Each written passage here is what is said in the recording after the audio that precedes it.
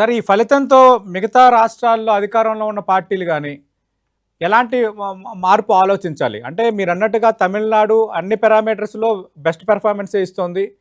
అక్కడ వెల్‌ఫేర్ కూడా బెస్ట్‌గా జరిగిందని మీరు చాలా గణాంకాలు కూడా చెప్పారు. అయినా ప్రజలు ఒక థర్డ్ ఆల్టర్‌నేటివ్‌ని పట్టం కట్టిన వాతావరణం క్రియేట్ అయింది. దేనికి సూచిక ఇది? ప్రజాస్వామ్యంలో ప్రజలు ప్రభువులను మళ్ళీ ఇంకోసారి గట్టిగా తేల్చారు. కాబట్టి పార్టీలు మాకేం ఇబ్బంది లేదు, మమ్మల్ని ఎవరు ఏం చేయలేరని చెప్పిన అహంకారం నుంచి బయటపడాలి. ఒకప్పుడు ఎట్లా ఉండేదంటే 2 పార్టీలే ఉంటారు, 2 పార్టీల మధ్య ఎడం లేదు, ఇంకోటి దూరే సందు లేదు, అసలు అసాధ్యం.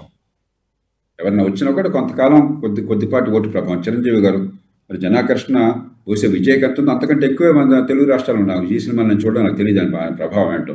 కానీ చిరంజీవి గారు ఏం తక్కువ కాదు కదా.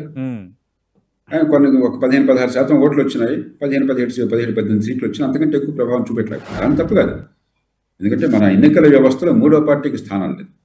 అలాంటి పరిస్థితుల్లో కూడా ప్రజలు కొత్తగా 3వ పార్టీలకి స్థానాన్ని కల్పిస్తున్నారు.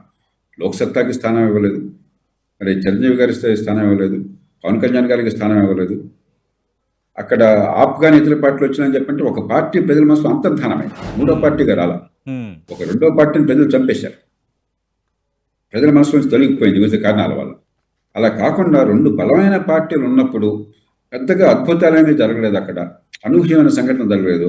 అధికారంలో ఉన్న పార్టీ మీద తీవ్రమైన విద్వేషం కనిపించలేదు. ఉన్నంతలో స్టాలిన్ గారు కాస్త గౌరవప్రదంగా పరిపాలన చేశారనే చాలా మందికి భావం ఉంది.